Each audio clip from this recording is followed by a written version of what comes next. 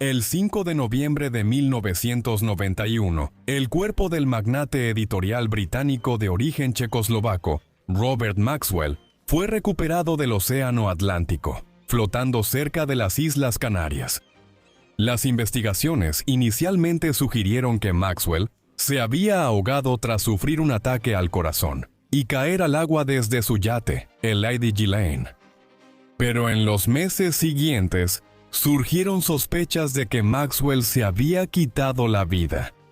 Su imperio empresarial estaba al borde del colapso y enfrentaba cargos penales.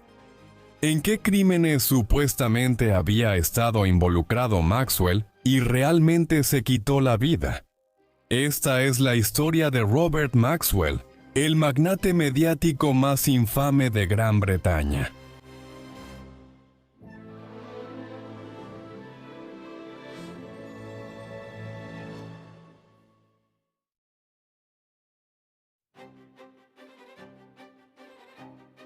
El hombre conocido en la historia como Robert Maxwell nació el 10 de junio de 1923 en el pequeño pueblo de Slatinské Doliny, que en ese entonces estaba en Checoslovaquia, pero que ahora es la ciudad de Solodvino, en el extremo oeste de Ucrania, junto a la frontera con Rumania. El nombre de Maxwell durante su infancia era Jan Ludwig Hermann, pero el nombre por el que se le conoce hoy en día, Ian Robert Maxwell, lo adoptó más tarde en su vida después de establecerse en Gran Bretaña. El padre de Jan era Michael Hawk, un trabajador agrícola. Su madre era Hannah Hawk. La familia era de judíos jasídicos pobres que vivían dentro de una gran comunidad judía en Slatinské Doliny. Jan era uno de 9 hermanos, varios de los cuales murieron en la infancia debido a la pobreza en la que vivía la familia. La juventud de Jan no fue fácil, y su vida solo se volvió más difícil en su adolescencia y juventud.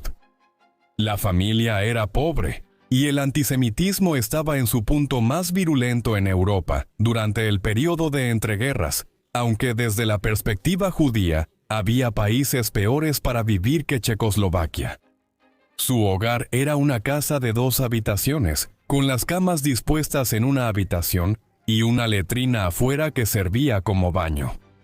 Su madre lo adoraba, pero su padre lo golpeaba regularmente. Maxwell reflexionó más tarde sobre sus años de infancia, que las 3 cosas que recordaba de esa época eran cuánto frío pasaba, cuánta hambre pasaba y cuánto amaba a su madre. Sus recuerdos deben ser tomados con cierto escepticismo.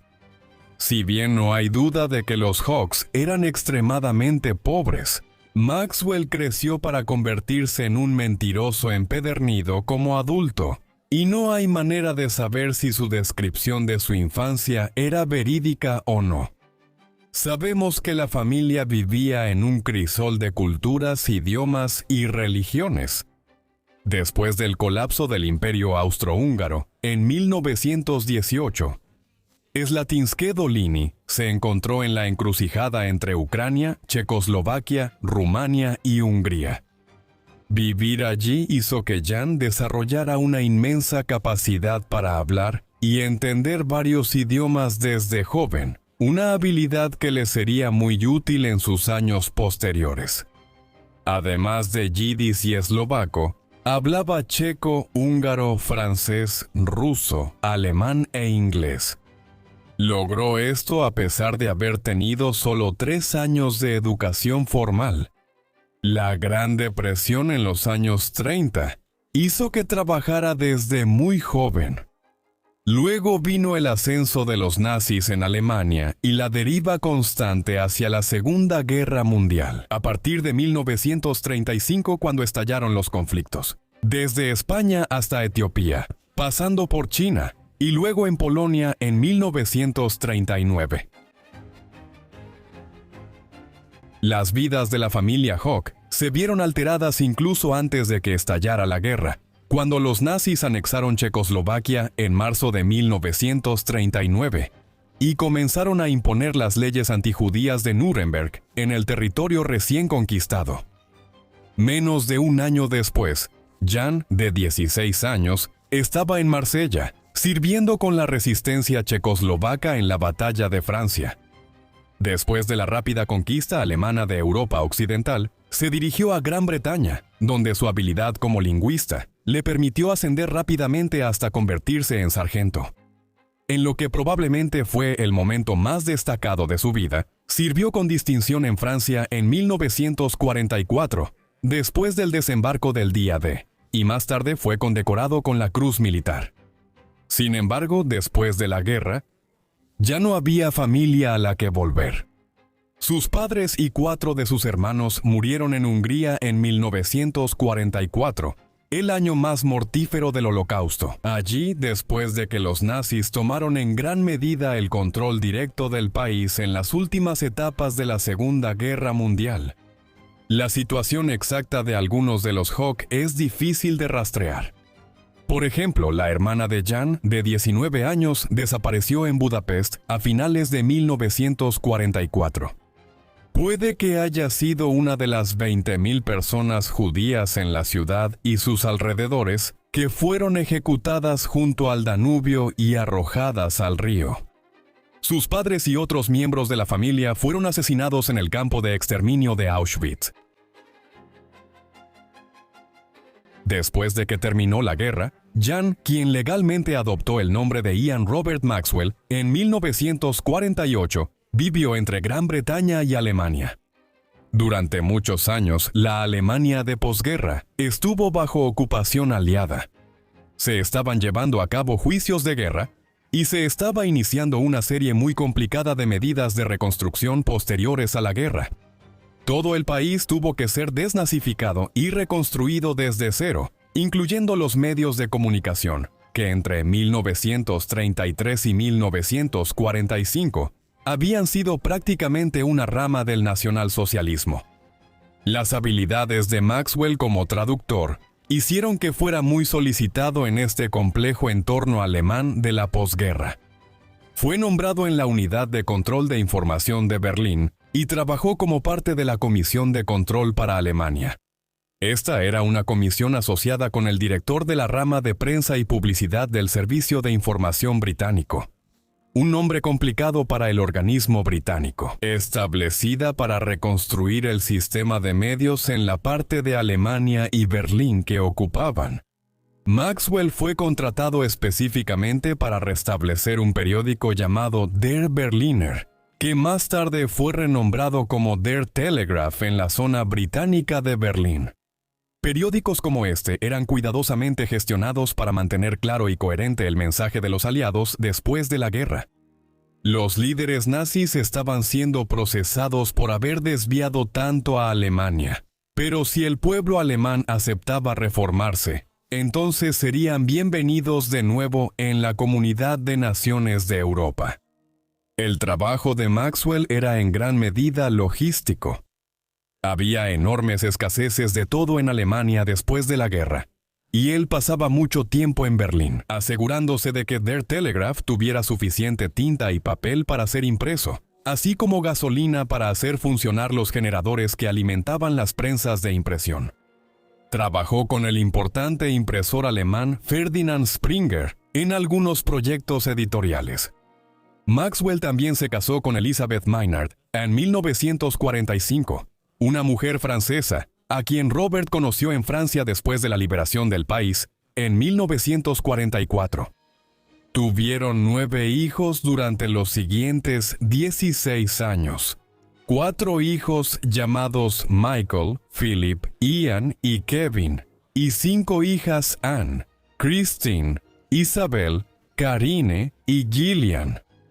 Como veremos, Ghislaine se ha vuelto notoria hoy en día, pero en la década de los 90, eran los hijos de Robert, Ian y Kevin, quienes estaban en el ojo público después de ser implicados en los crímenes de su padre.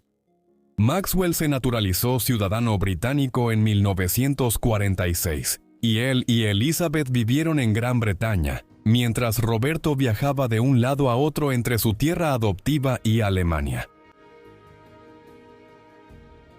La futura carrera de Maxwell fue moldeada por sus experiencias en Europa Central.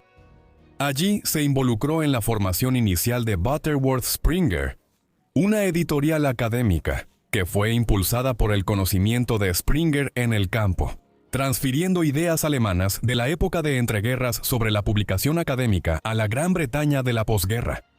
La sede de la empresa se estableció en Inglaterra en 1948, operando entre Londres y Oxford para estar cerca de la universidad de allí.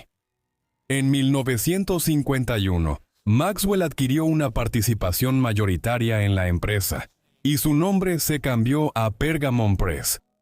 El sello Pergamon sigue existiendo hasta el día de hoy y es líder en la publicación académica en Gran Bretaña, aunque ahora es una subsidiaria de Elsevier, un importante conglomerado en el sector. Maxwell fue responsable de convertirla en un actor importante en la publicación de libros académicos, revistas e informes en la Gran Bretaña de la posguerra, llegando a publicar cientos de revistas diferentes que producían miles de artículos de investigación cada año. También se convirtió en la editorial del Club de Roma, el grupo de expertos italiano, que produjo varios libros destacados a finales de los años 60 y principios de los 70, sobre la trayectoria económica futura de Europa. En 1958, con Pergamon alcanzando un nuevo nivel de éxito y entrando dinero, Maxwell adquirió el arrendamiento de Headington Hill Hall en Oxfordshire. Esto fue una señal temprana de su deseo de vivir a lo grande, incluso antes de que estuviera ganando sumas realmente grandes de dinero. Headington Hill Hall fue construida en la década de 1820 por James Morrell, el jefe de una adinerada familia de cerveceros en Oxford. Era una elegante mansión de estilo italiano, repleta de grandes columnas alrededor del exterior, balcones para las habitaciones del piso superior, una enorme escalinata de entrada hasta las puertas principales, y todo situado en una gran finca boscosa. Muchos de los grandes eventos de la alta sociedad victoriana y de principios del siglo XX se habían celebrado allí antes de que los Morrell vendieran la propiedad al Ayuntamiento de Oxford en 1953. Para ese entonces, estaba relativamente deteriorada, ya que había servido como hospital militar durante la guerra. El ayuntamiento había estado considerando demolerla y reurbanizar el terreno antes de que Maxwell adquiriera un contrato de arrendamiento por 32 años de la casa de 51 habitaciones y la finca circundante. Robert y su familia vivieron allí por el resto de su vida, en una casa que contaba con una alberca y una cancha de tenis, mientras que Maxwell trasladó algunas de las operaciones de Pergamon a la casa, y en años posteriores hizo instalar un helipuerto en los extensos jardines para poder ir y venir de Londres rápidamente para reuniones de negocios. Maxwell una vez lo describió como la mejor vivienda municipal del país. La propiedad actualmente está arrendada a la Universidad Oxford Brookes. Mientras Maxwell tenía éxito profesionalmente durante estos años, la tragedia nunca estuvo lejos de su vida personal. En 1957, Karine, la hija de 3 años de Robert y Elizabeth, fue diagnosticada con leucemia y murió poco tiempo después. Luego, en la última semana de 1961, su hijo de 15 años, Michael, terminó en coma después de un accidente automovilístico cuando su chofer perdió el control y chocó de frente contra otro vehículo. Nunca recuperó la conciencia y murió 7 años después. Los biógrafos han sugerido que el cariño de Maxwell por su hija menor, Ghislaine, podría deberse al hecho de que nació el día de Navidad, 1961, 2 días antes del accidente automovilístico de Michael, y él centró sus energías en criarla después de las tragedias de los últimos años. El impacto en sus hijos mayores fue brutal. Maxwell se volvió un padre autoritario, especialmente con sus hijos varones, los disciplinaba físicamente, y se volvió paranoico con respecto a su seguridad. La psicología y las experiencias de vida de Maxwell deben tenerse en cuenta en cualquier evaluación de él, como padre y como hombre de negocios. Él provenía de una pobreza terrible, terminó luchando en la guerra cuando tenía 16 años, perdió prácticamente a toda su familia en el Holocausto, y luego perdió a 2 hijos en una serie de tragedias familiares adicionales, entre 1957 y 1967. En 1964, Maxwell entró en la política. El Reino Unido había pasado por una serie de emergencias a finales de los años 50 y principios de los 60, incluyendo la crisis de Suez de 1956. Eso marcó el colapso del imperio colonial británico en África, y crisis internas como el caso Profumo. Esto resultó en un rápido cambio de líderes conservadores y varias elecciones generales. Alec Douglas Home convocó nuevas elecciones en 1964 y Maxwell fue reclutado para postularse en la circunscripción de Buckingham como candidato del Partido Laborista. Ganó las elecciones en octubre de ese año, mientras Harold Wilson se convirtió en el nuevo primer ministro, llevando al Partido Laborista de regreso al gobierno. Maxwell fue reelegido en las elecciones de 1966, después de que Harold Wilson convocara elecciones anticipadas para aprovechar el aumento de popularidad de su partido. Pero en 1970, cuando el Partido Laborista sufrió una derrota sorpresiva, Maxwell fue uno de los diputados laboristas que perdió su escaño. Hizo más de 700 intervenciones en la Cámara de los Comunes durante sus 6 años como diputado, pero al final, su carrera parlamentaria no fue destacada.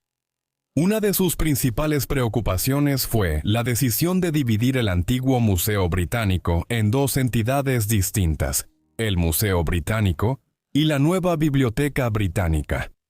Este proyecto se concretó en 1973, después de que Maxwell dejara el Parlamento. En 1968, Maxwell intentó, sin éxito, comprar el tabloide The News of the World, el periódico dominical más vendido de Gran Bretaña. Los dueños del periódico, la familia Carr, estaban indignados ante la posibilidad de que fuera propiedad de un inmigrante checoslovaco con ideas socialistas. El editor del periódico en ese momento, Stafford Summerfield, escribió un artículo de opinión en la portada, en el que decía que The News of the World era un periódico británico dirigido por británicos, tan británico como el roast beef y el Yorkshire pudding. Dejémoslo así. El periódico fue comprado después por el magnate australiano y rival mediático, Rupert Murdoch. En 1969, mientras aún era miembro del Parlamento, Maxwell enfrentó la primera gran crisis de su carrera editorial. Esto involucró a la corporación La Escodetta Processing, encabezada por Saul Steinberg. Steinberg, un empresario estadounidense, había hecho una fortuna en la década de 1960, alquilando algunos de los primeros modelos de computadoras en el mercado a instituciones, antes de que la era de la computación personal realmente se acelerara en la década de 1970.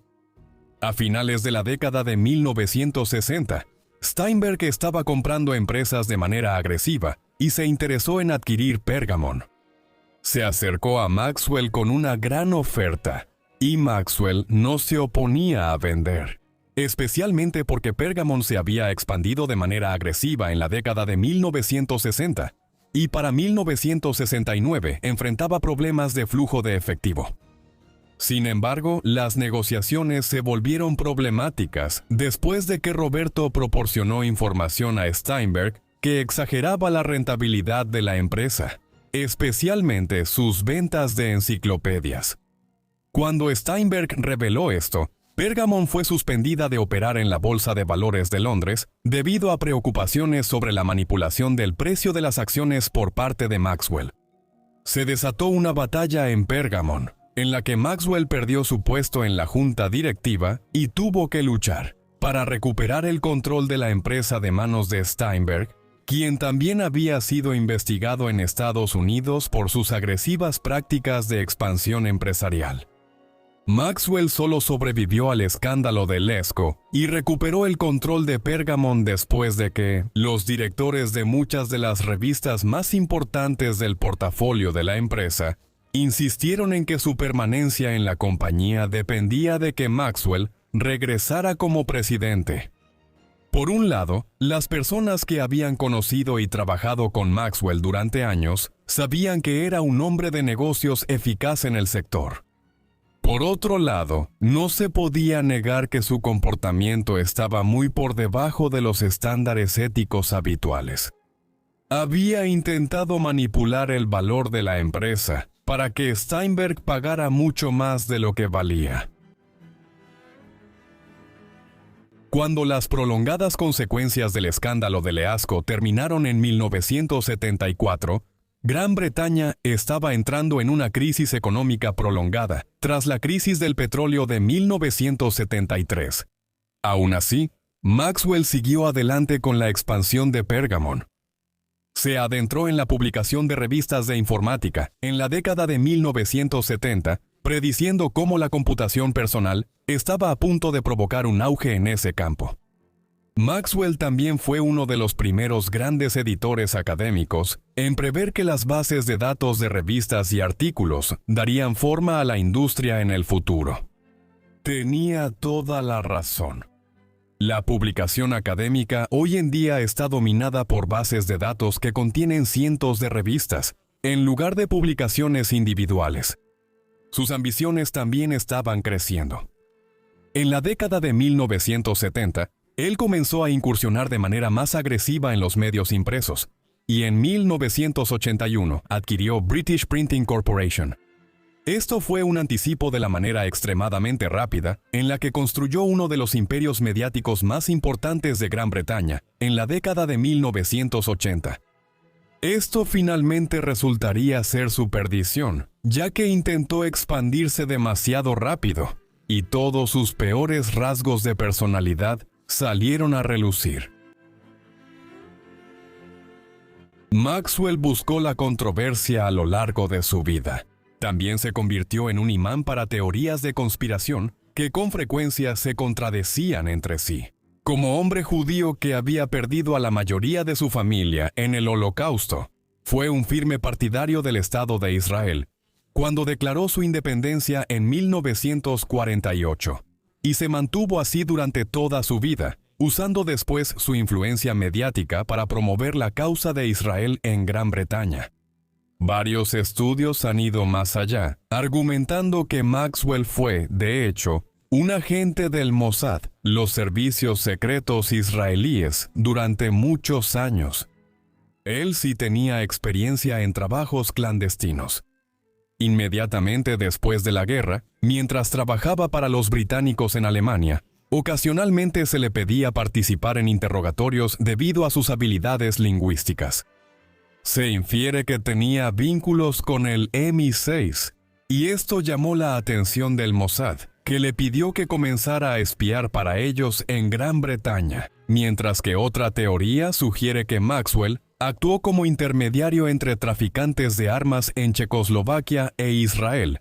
En 1948, cuando el naciente Estado intentaba adquirir armas adicionales, en una época en la que muchos países occidentales desconfiaban de su decisión de declarar la independencia.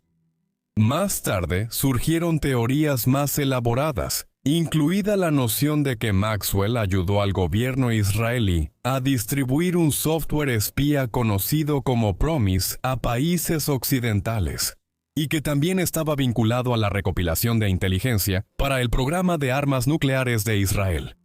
Sin duda, el Ministerio de Asuntos Exteriores británico consideró probable que los vínculos de Maxwell con el gobierno israelí fueran suficientes como para que pudiera ser clasificado como un agente extranjero. Mientras tanto, Maxwell también invirtió fuertemente en Israel y poseía muchos negocios allí. Más allá de esto, en varias ocasiones se sospechó que podría ser un agente del KGB y que tenía conexiones con el régimen soviético, remontándonos hasta su época en Alemania, justo después de la guerra. Incluso hay un libro extenso que sostiene que Maxwell estuvo involucrado en la gestión de una compleja red de empresas criminales que se extendía hasta Europa del Este, con fuertes conexiones con el bajo mundo búlgaro en particular. Muchas de estas afirmaciones son poco probables. Otras son mucho más plausibles. Para principios de los años 80, Maxwell parecía ser un hombre muy rico, en gran parte gracias a su astuta gestión de Pergamon. Fue en este momento cuando sus ambiciones crecieron. Quería convertirse en un segundo Rupert Murdoch, el australiano que se había abierto camino en el panorama mediático británico, y se había convertido en una figura dominante dentro de él, deseando alcanzar una posición de igual prominencia. En 1984, Maxwell compró el Mirror Group por 113 millones de libras, cuyo buque insignia era el Daily Mirror, un diario sensacionalista. Ese periódico se había convertido en el más vendido de Gran Bretaña en los años 60, alcanzando un máximo de ventas promedio de 5 millones de ejemplares al día en ese entonces. Para 1984, enfrentaba una competencia más dura, y Maxwell lo adquirió junto con otros títulos del Mirror Group, como The Sunday Mirror y The Sporting Life. Maxwell convocó la primera reunión de la Junta en 1984, después de comprar el grupo a las 2:45 a.m. y declaró que quería tener control total sobre las finanzas del periódico, una señal ominosa de lo que estaba por venir. A partir de entonces, siguió adelante con sus ambiciones de rivalizar con Murdoch al lanzar The European y adquirir el New York Daily News, un periódico estadounidense con problemas financieros. También continuó expandiendo el resto de su imperio editorial en los años 80, al adquirir Macmillan Incorporated, una de las editoriales más grandes del mundo, por $2.6 millones en 1988. Esto fue un paso importante. Al final, esto resultó estar más allá de la capacidad financiera de Maxwell y jugaría un papel en su caída en los años siguientes. Maxwell tenía intereses comerciales más allá de la industria editorial y los medios de comunicación. En 1982 se convirtió en el dueño de su propio equipo de fútbol, lo cual era inusual en el fútbol británico en ese momento. Hoy en día, los equipos de fútbol ingleses son negocios de miles de millones de libras supervisados por familias extremadamente ricas e incluso estados nacionales, con abonos de temporada que cuestan miles de libras y partidos jugados en canchas impecables. En 1982 el fútbol era más rudo y los magnates aún no se habían adueñado del deporte. Ken Bates compró el Chelsea Football Club por £1 el mismo año en que Maxwell adquirió una participación mayoritaria en el Oxford United Football Club. El club existía desde 1893 y era muy destacado a nivel local. Pero en 1982 el club enfrentaba la bancarrota y estaba estancado en la antigua tercera división cuando Maxwell intervino y lo rescató de la insolvencia. Su adquisición se volvió polémica al año siguiente cuando presentó una propuesta para unir al Oxford con el Reading Football Club y formar un nuevo superclub llamado Thames Valley Royals. Maxwell poseía el 18% del Reading y, geográficamente, los dos clubes estaban ubicados cerca uno del otro. Sin embargo, una fusión como esta era algo inaudito y fue rechazada por los aficionados de ambos equipos. Nunca se concretó. Sorprendentemente, Oxford luego pasó a disfrutar de una época dorada. Bajo la dirección de Maxwell, ganaron la tercera división en 1984, y repitieron la hazaña en la segunda división al año siguiente. Esto los llevó a la primera división, donde permanecieron casi una década completa, e incluso ganaron la Copa de la Liga en 1986. Después de la muerte de Maxwell, el club se volvió insolvente y cayó en picada por las divisiones, hasta llegar a la menos prestigiosa Liga de Conferencia. Maxwell era conocido por su comportamiento escandaloso, su amor por el dinero, sus numerosos amoríos y sus excentricidades. Cuenta la leyenda que una vez le dio a su esposa una lista de 6 reglas para un matrimonio perfecto, que incluía consejos como no regañar ni criticar. Robert pasó grandes cantidades de tiempo viviendo en Londres cerca de sus amantes en sus últimos años. El alcance total de sus excentricidades y comportamiento extremo solo se reveló después de su muerte en numerosas biografías y artículos que citaban a periodistas y editores que habían trabajado para Maxwell a lo largo de los años. Por ejemplo, el estratega y operador político del Partido Laborista, bajo el nuevo gobierno laborista de Tony Blair, Alastair Campbell, recordó haber visitado Etiopía en 1984, en medio de una hambruna bien documentada allí. Maxwell parecía dar un discurso ante la prensa allí como si fuera un líder mundial. Luego se fue sin decirle a nadie, dejando en su lugar una nota que decía: «Mi trabajo aquí está hecho. He regresado a Londres para resolver la huelga de los mineros». Una referencia al enfrentamiento entre la primera ministra de Gran Bretaña, Margaret Thatcher, y los sindicatos de mineros en Gran Bretaña en 1984. Maxwell no tuvo nada que ver con las negociaciones relacionadas con eso. Los dramas y disputas familiares eran comunes, y él era conocido por ser muy abusivo con su personal. Quizás la historia más escandalosa de todas era que supuestamente Maxwell solía orinar desde la cima del edificio de oficinas del Daily Mirror, junto a Fleet Street en Londres, hacia las calles de la capital allá abajo, antes de subirse a su helicóptero. La vida y carrera de Maxwell terminarían prematuramente en una nube de escándalo y conspiración en 1991. En 1990, varios periodistas comenzaron a investigar los asuntos financieros de la empresa matriz bajo la cual operaban muchos de los negocios de Maxwell, Maxwell Communication Corporation, PLC. Ciertas transacciones habían despertado sospechas sobre sus negocios. Por ejemplo, un comunicado de prensa en 1990 anunció que Maxwell iba a vender algunas de sus subsidiarias editoriales italianas por 60 millones de libras, pero cuando se investigó, se reveló que no existía tal acuerdo. Y Maxwell, casi con toda seguridad, estaba anunciando la venta en un intento de generar confianza en el mercado sobre la viabilidad de sus negocios, a la luz de la enorme cantidad de deuda que había asumido para expandirse en los años 80. Especialmente con el enorme desembolso para Macmillan y el New York Daily News. A medida que se realizaban más investigaciones, se hizo evidente que Maxwell había estado utilizando una variedad de métodos para apuntalar su imperio en dificultades. Había creado millones de acciones para Maxwell Communication Corporation y luego las había transferido a miembros de su familia. Otro organismo regulador en Gran Bretaña comenzó a investigar el portafolio tecnológico de Maxwell y determinó que las empresas de Maxwell estaban utilizando de manera ilegal cientos de diferentes tipos de software.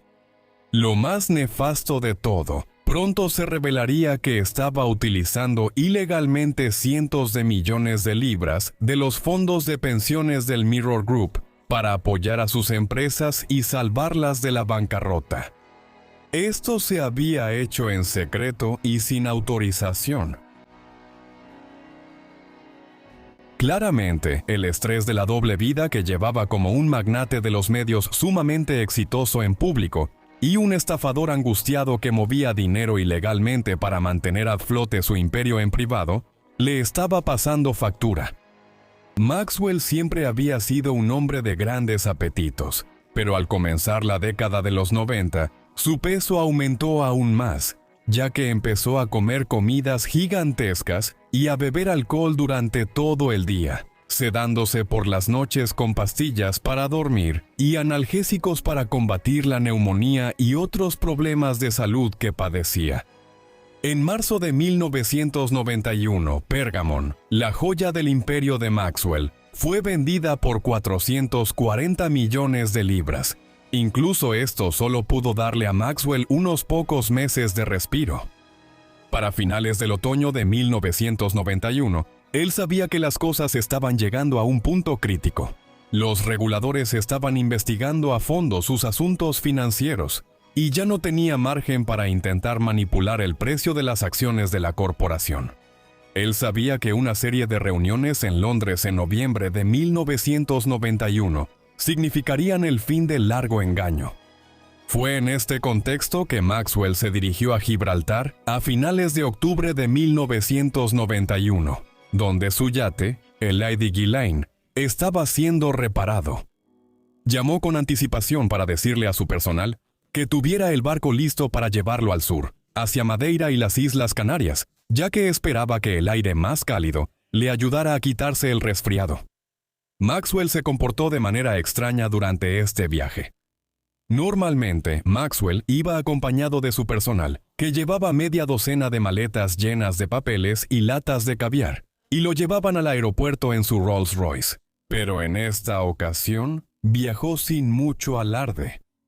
El personal que interactuó con él en los días siguientes recuerda haber pensado que parecía sorprendentemente jovial. Todos sabían que para entonces él estaba en graves problemas financieros, así que esto se consideró sorprendente. Después de un viaje al sur hacia Madeira, su yate se dirigió a las Islas Canarias. El 4 de noviembre llegó y pasó, una fecha en la que Maxwell se suponía que debía reunirse con sus acreedores en Londres por una deuda impaga de 50 millones de libras. Esa noche, Maxwell habló por teléfono con su hijo Kevin y se le escuchó discutiendo con él sobre una reunión programada con el Banco de Inglaterra. Y luego, en algún momento alrededor de las 5 o 6 de la mañana, en la mañana del 5 de noviembre de 1991, cayó al Océano Atlántico y se ahogó. Hay múltiples teorías sobre lo que pudo haberle pasado a Maxwell, que van desde lo plausible hasta lo ridículo. Es bastante concebible, por ejemplo, que Maxwell estuviera orinando al costado del barco y resbaló y cayó al agua, o que simplemente estaba caminando por la cubierta y se cayó después de sufrir un ataque al corazón. Esta teoría fue favorecida por muchas personas en ese momento y se ha argumentado a favor de ella en muchos libros y artículos de noticias desde entonces. La idea aquí es que Maxwell murió debido a un accidente de barco bastante típico. Un hombre mayor cayó al agua y se ahogó. Otros elaboran sobre esto y afirman que hubo circunstancias adicionales que lo llevaron a caer al mar y no poder salir por sí mismo. Por ejemplo, se ha teorizado que estaba sufriendo de intoxicación alimentaria, ya que las investigaciones revelaron que había consumido almejas en el Hotel Mense aproximadamente 9 horas antes de caer al mar. Alternativamente, los especuladores que se inclinaban más hacia las teorías de conspiración afirmaron que podría haber sido envenenado. Maxwell ciertamente tenía muchos enemigos.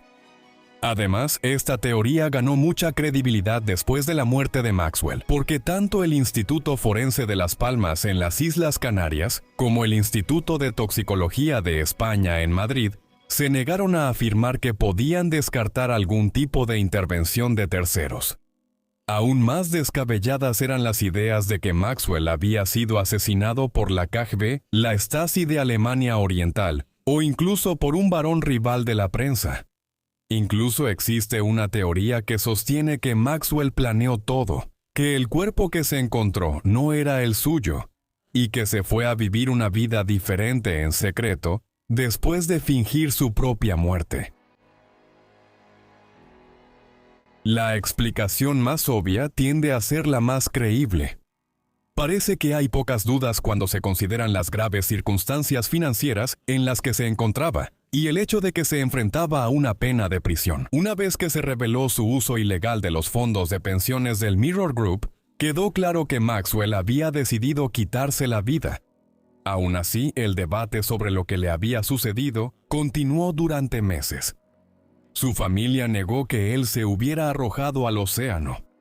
Su esposa, Betty, de quien estuvo completamente distanciado durante el último año de su vida, insistió en que él no se habría quitado la vida. La reacción inicial a su muerte fue un aluvión de elogios y homenajes llenos de simpatía. El primer ministro británico de ese entonces, John Major, elogió su papel no solo como editor y periodista, sino también como un punto de contacto entre el gobierno británico y países extranjeros donde Maxwell tenía contactos. Margaret Thatcher lo llamó una figura única en la vida británica. Dejando de lado estos comentarios positivos en Gran Bretaña, Maxwell fue sepultado en Israel. Su despedida de héroe tuvo el aire de un evento cuasi estatal, cuando se llevó a cabo en el Monte de los Olivos en Jerusalén, el 10 de noviembre de 1991. Mientras tanto, las investigaciones continuaron en Inglaterra. En el transcurso de 1992, se reveló toda la magnitud de la manipulación del mercado por parte de Maxwell. Un relato irónico posterior sugirió que para 1991 solo, había 2 accionistas en la empresa de Maxwell, el propio Maxwell y Goldman Sachs. Sin embargo, el verdadero problema fue el uso ilegal del fondo de pensiones del Mirror Group. Incluso con Roberto muerto, alguien tenía que rendir cuentas por esto. Y sus 2 hijos, que habían estado más involucrados con él en la administración de los negocios, Ian y Kevin, fueron arrestados en junio de 1992. Finalmente fueron absueltos, pero todos los negocios de Maxwell se vendieron para intentar pagar sus deudas y reembolsar a los exempleados el dinero que él había robado. Aunque la riqueza, el imperio empresarial y la reputación de su familia quedaron destrozados tras su muerte, los negocios que Maxwell había construido durante su vida continuaron operando, bajo diversas formas. En el momento en que Elsevier adquirió Pergamon, en mayo de 1991 por 440 millones de libras, consistía en 418 diferentes revistas académicas. Tenía más de 3,000 libros en catálogo. Gestionaba las publicaciones de alrededor de 150 organizaciones diferentes y estaba afiliada a 100 sociedades científicas y académicas. Más allá de su sede en el Reino Unido, tenía oficinas en Estados Unidos y Canadá, en Norteamérica y en Alemania, Australia, Japón, Sudáfrica, Brasil, India, Israel, Hong Kong y Corea del Sur. El fin de la Guerra Fría también estaba creando mercados más amplios en lugares como China y la Unión Soviética. Hoy en día, continúa como un sello editorial de la editorial académica holandesa Elsevier, que es una de las editoriales académicas más grandes del mundo, con ingresos anuales de más de $1,000 millones. Sin embargo, algunos de los periódicos de Maxwell no sobrevivieron mucho tiempo después de su muerte. El periódico The European fue adquirido por los hermanos multimillonarios Barclay. A pesar de una fuerte inversión para intentar cambiar su suerte bajo la dirección editorial de Andrew Neil, se puso fin a la publicación del periódico en 1998. Los periódicos viables dentro del Mirror Group se fusionaron con Trinity International Holdings en 1999, una organización que era propietaria de Liverpool Echo, para convertirse en Trinity Mirror. Se conoce como Rich plc desde 2018 y continúa publicando el Daily Mirror y otros periódicos clave de Maxwell, el antiguo imperio de Maxwell. Así, aunque Maxwell administró corruptamente sus negocios hasta llevarlos a la ruina en los años 80, gran parte de ellos permanecieron vivos como empresas viables una vez que pasaron a manos de nuevos propietarios. Pocas personas eran tan conocidas en los círculos mediáticos de la Gran Bretaña de la posguerra como Robert Maxwell.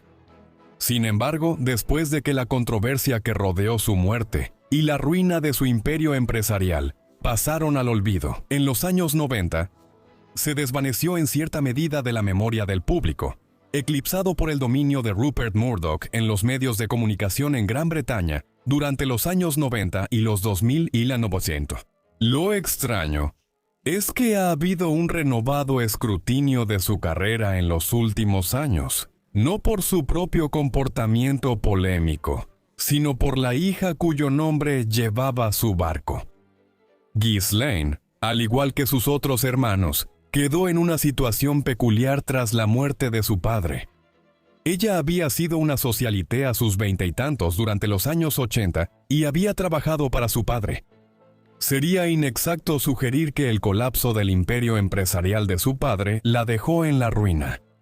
Los Maxwell tenían suficiente dinero que no fue tocado por las autoridades, por lo que ella pudo vivir de manera acomodada. Después de mudarse a Estados Unidos en 1992, comenzó una relación con el financiero Jeffrey Epstein, la cual ya estaba en marcha para 1993 o 1994. La cronología no es clara en algunos puntos, pero es evidente que durante el siguiente cuarto de siglo, ella desempeñó un papel central en los asuntos de Epstein. Poco después, esto incluyó identificar a chicas menores de edad, que eran captadas en nombre de Epstein. Esta actividad continuó hasta los años 2000, antes de que Epstein fuera finalmente condenado por solicitar a una menor para prostitución en un tribunal de Florida en 2008. En esa ocasión, Epstein recibió una condena extrañamente benigna, pero en 2019 fue arrestado de nuevo y acusado de tráfico de menores. Epstein murió en prisión poco tiempo después. Ghislaine fue arrestada en el verano de 2020 y acusada por su papel en las actividades de Epstein. En diciembre de 2021, fue sentenciada a 20 años de prisión. Desde entonces, rara vez ha dejado de aparecer en las noticias, ya que persisten preguntas sobre los vínculos de su expareja con muchas de las personas más prominentes en la política, las finanzas y los negocios de Estados Unidos e internacionales en los últimos 40 años. Robert Maxwell fue uno de los magnates de los medios más importantes de la segunda mitad del siglo XX. Aunque nunca llegó a tener el tipo de poder e influencia que Rupert Murdoch logró ejercer, no estuvo lejos de alcanzar ese estatus, aunque al final, sus intentos de alcanzar las mismas alturas que Murdoch fueron la perdición de Maxwell.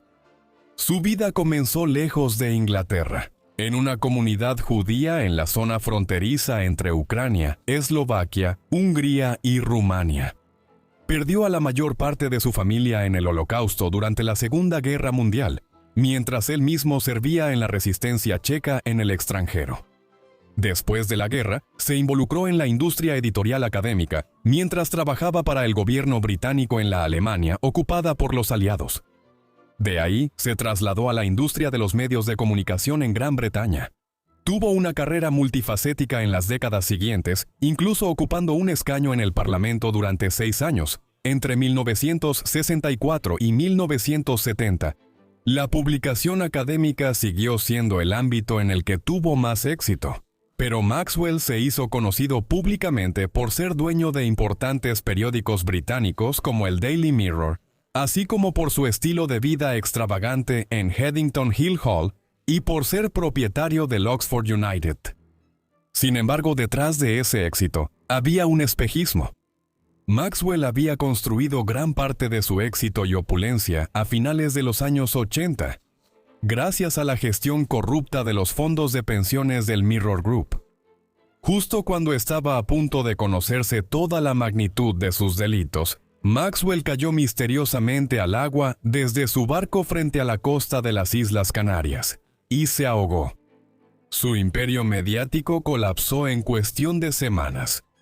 Siempre habrá un debate sobre lo que le sucedió a Maxwell a bordo de Lady Ghislaine esa mañana de noviembre de 1991. Pero la probabilidad abrumadora, dado lo que estaba a punto de revelarse sobre su conducta, es que Maxwell se quitó la vida. ¿Qué opinas de Robert Maxwell? ¿Crees que se ahogó después de sufrir un ataque al corazón? ¿O que se quitó la vida sabiendo que sus malas acciones estaban a punto de salir a la luz? Por favor, háznoslo saber en la sección de comentarios. Y mientras tanto, muchas gracias por vernos.